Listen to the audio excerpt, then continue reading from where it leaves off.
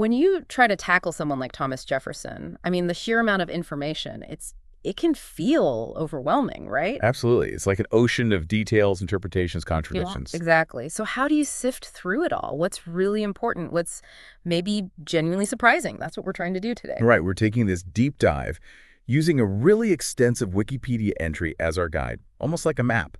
Okay.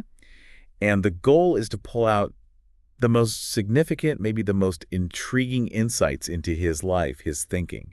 This really pivotal and often paradoxical figure. That table of contents in the source material, it's huge. It kind of gives you a visual sense of just how much there is. It really does. Yeah. Consider it our atlas for this journey.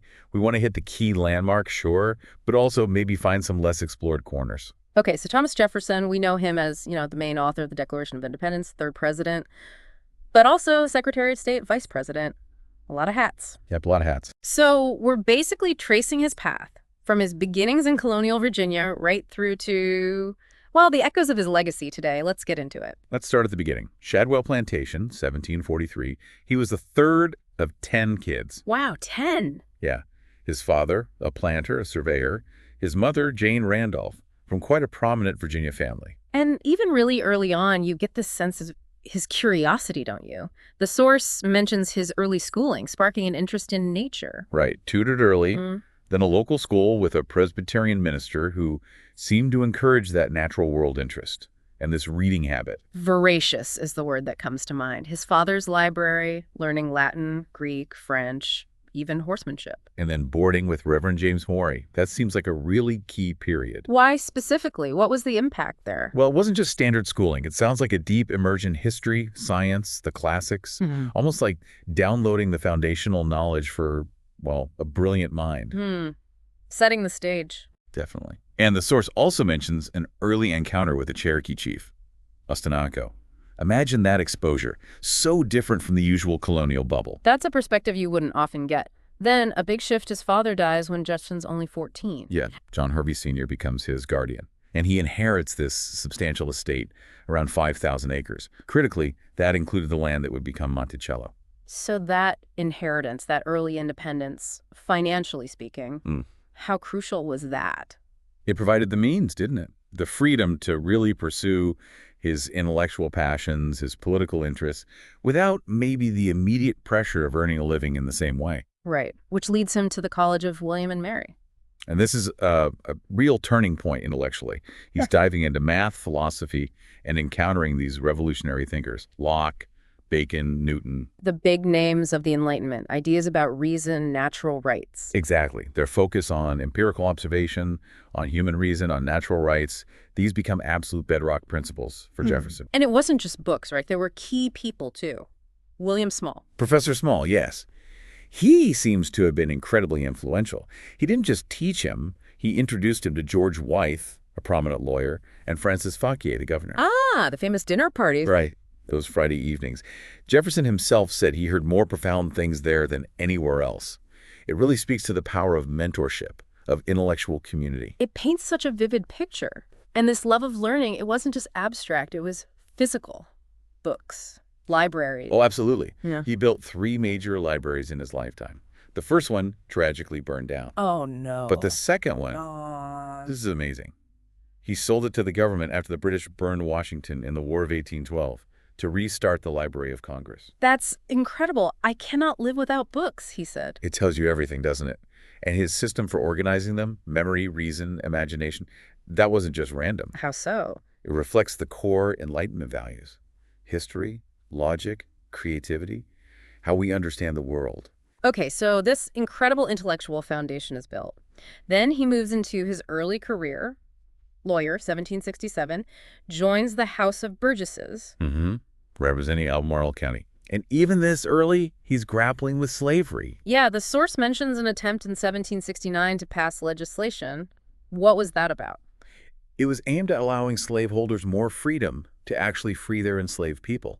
It failed, which isn't surprising given the time and place. No. But it shows an early discomfort, doesn't it? And awareness, even while being deeply embedded in that very system himself.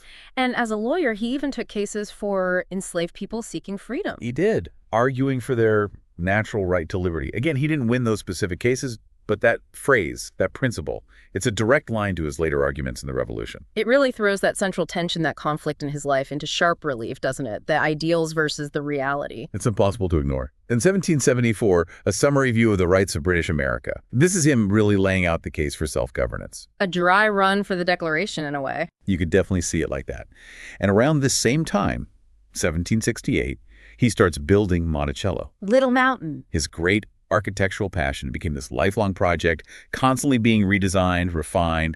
He moved into part of it in 1770, but it was always evolving, very neoclassical, influenced by Palladio. Right, that classical Roman symmetrical style.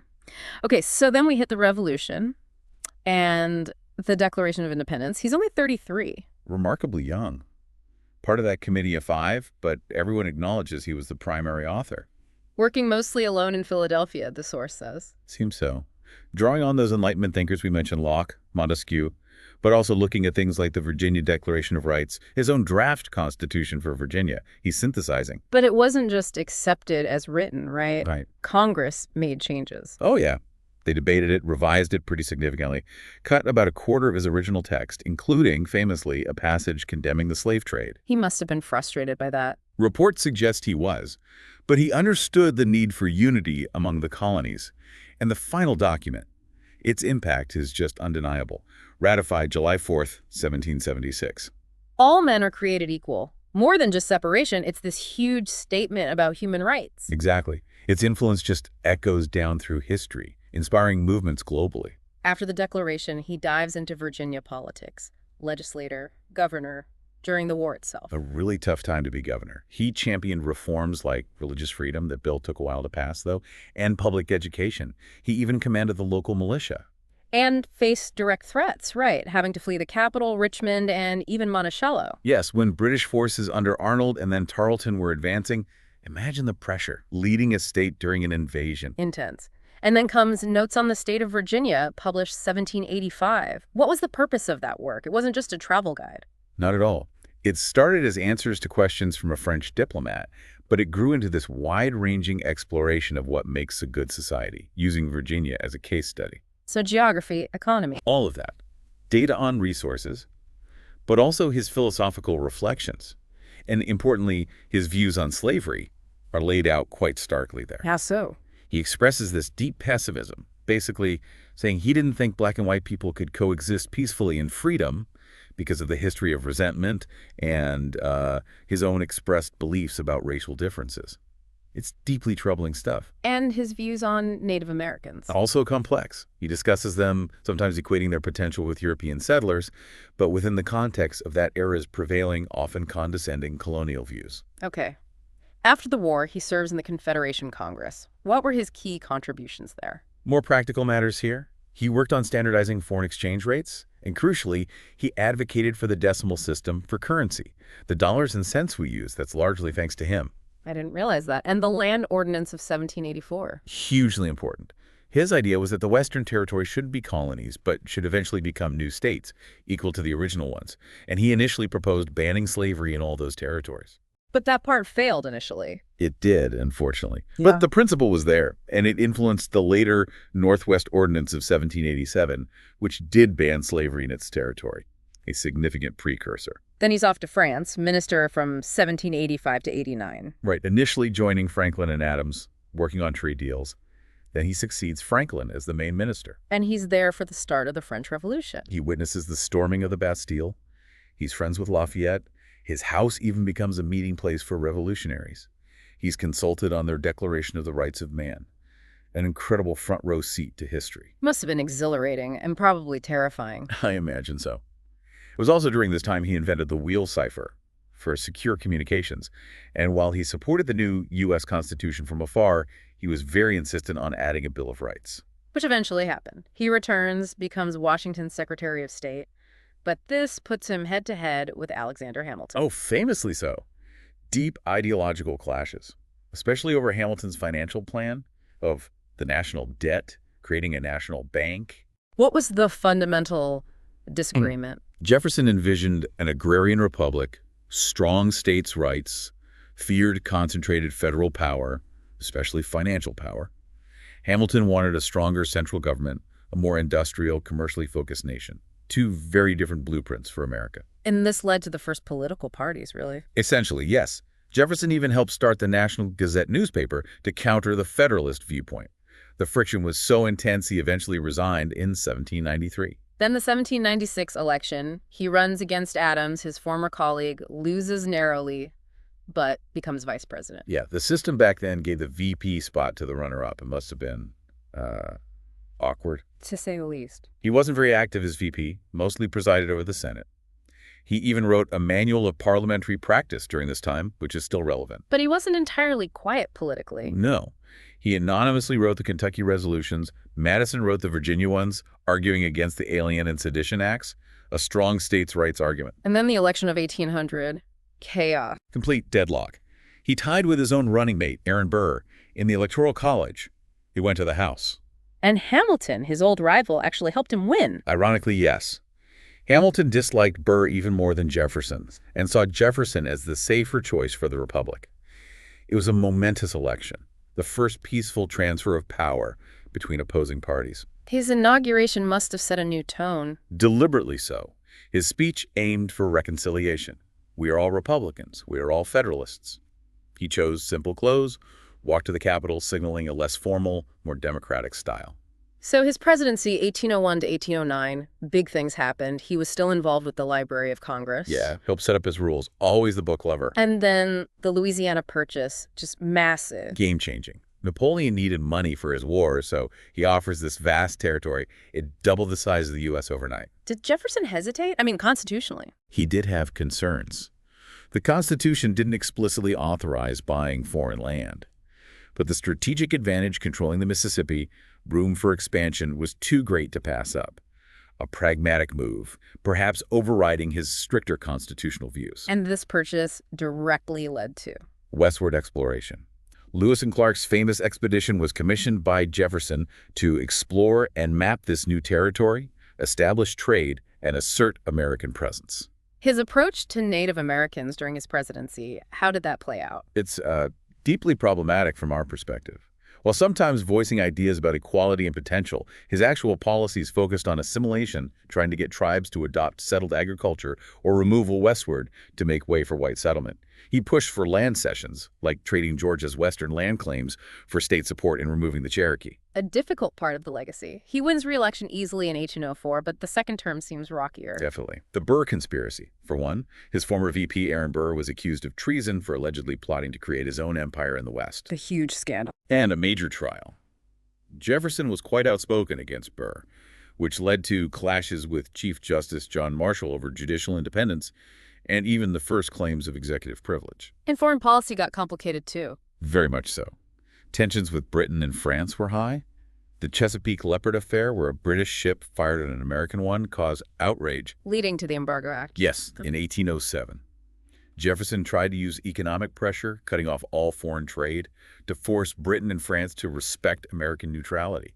It backfired badly. How so? It devastated the American economy, especially in New England, and was hugely unpopular. It was repealed right at the end of his term. Despite the troubles, he had key figures in his cabinet, like Madison as Secretary of State. Yes, Madison, Albert Gallatin at Treasury, very capable administrators who helped navigate these challenges. Okay, so he leaves the presidency in 1809, but he doesn't exactly retire quietly. Not at all. He pours his energy into his next great project, founding the University of Virginia. This seems like a real passion project for his later years. Absolutely.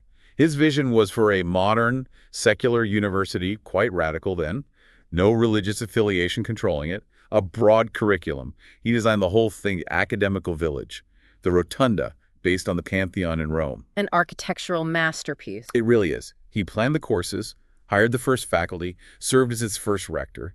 It consumed his later years. And during this time, he also reconciles with John Adams. Yes, after years of silence following their political battles. They started writing to each other again in 1812. A remarkable correspondence between two founders looking back on their lives and the nation they helped create. And then the unbelievable coincidence of their deaths. Both died on July 4th, 1826, the 50th anniversary of the Declaration of Independence. It's almost too poetic to be true. Just incredible. He also worked on his autobiography in retirement. He did, though it mostly covers his life only up to 1790. focuses heavily on the revolution. And still engaged with world events like supporting Greek independence. Yes, he corresponded with Greek leaders, offered advice. His mind remained active on politics and philosophy right to the end. But his final years were financially difficult. Very much so. He died deeply in debt. Monticello and its contents, tragically including the enslaved people who lived and worked there, had to be sold off after his death. It's a stark ending. And his epitaph, the one he wrote himself. It's very telling. He wanted to be remembered for three things: author of the Declaration of Independence, author of the Statute of Virginia for Religious Freedom, and father of the University of Virginia. No mention of being president. No. He saw those three as his most significant contributions to liberty and enlightenment. Let's dig into his views a bit more. Politically, socially, what defined Jeffersonian democracy? Well, it's rooted in those Enlightenment ideals: faith in reason, natural rights. He championed an agrarian society, distrusted big cities, big banks, concentrated federal power, strong emphasis on states' rights, separation of church and state. And his view of democracy itself. All men are created equal. Initially, that clearly meant the rights of colonists against British rule. But it took on that broader meaning of individual equality, even if his own life didn't fully live up to it. He believed in the people's right to change their government, even saw small rebellions as sometimes healthy. He had this optimistic vision of America as an empire of liberty. What about his religious beliefs? He wasn't conventionally Christian, was he? No. Raised Anglican Episcopalian, but he adopted deism. He believed in a creator God and afterlife, but rejected miracles, the divinity of Jesus, the Trinity. He admired Jesus' moral teachings intensely, even compiled his own version of the Gospels focused just on those teachings, the Jefferson Bible. But he called himself a Christian. He did, saying he followed the teachings of Jesus in the way Jesus intended. He supported religious freedom for all, donated to Bible societies, even owned a Quran. His unconventional beliefs were a big issue in the nasty 1800 election, though. And banks. He hated the National Bank initially. Strongly opposed Hamilton's bank as unconstitutional and dangerous. But as president, he pragmatically worked with it, aiming to restrain its influence rather than abolish it outright. Which brings us back to slavery, the great contradiction. It's the hardest part of his legacy to grapple with. The source notes the radically different interpretations. He called slavery a moral evil, advocated for gradual emancipation in theory, tried to ban it in Western territories. But he owned hundreds of enslaved people throughout his life, freed only a few. He held and expressed views of black inferiority. He supported colonization, sending freed slaves elsewhere. His presidential actions, like with Louisiana, allowed slavery's expansion. And then there's the whole complex and now largely confirmed story of his relationship with Sally Hemings. It's a profound disconnect between his words and his actions and even his stated beliefs sometimes. A disconnect that historians and the public continue to wrestle with intensely. Beyond politics and philosophy, he had so many other interests. A real Renaissance man. Absolutely. He was obsessed with farming, agriculture, trying new crops. Architecture, as we saw with Monticello and UVA, he mastered it through books, Palladio especially. He was president of the American Philosophical Society? For years, championing science. He presented papers on fossils, like the Megalonyx, a giant sloth.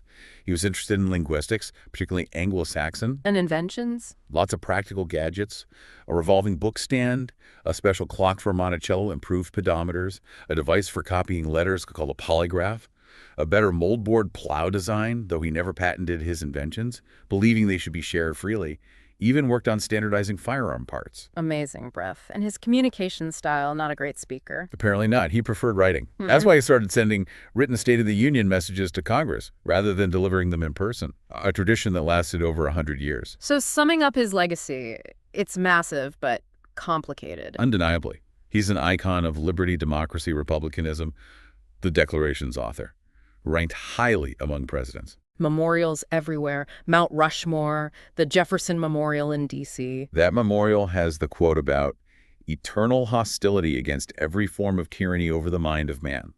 Powerful words. Yet we also see things like his statue being removed from the New York City Council chamber recently. Right. That reflects the ongoing reevaluation, the confrontation with the parts of his legacy, particularly slavery, that clash profoundly with the ideals he expressed. He's on currency, postage stamps, but the conversation about him is constantly evolving. His writings remain key sources, obviously, the Declaration, Notes on Virginia, his letters. The central reading for understanding him in that founding era. So as we wrap up this deep dive, Wow, we've covered a lot of ground, but it feels like we've just scratched the surface, really. And that's often the way with theories this complex. The source we use, that Wikipedia entry, has so much more detail for anyone wanting to go deeper. Definitely. We've seen these soaring ideals, these incredible achievements, alongside these really deep and disturbing contradictions. It forces you to think. It really does. So maybe here's a final thought for you, the listener, to chew on.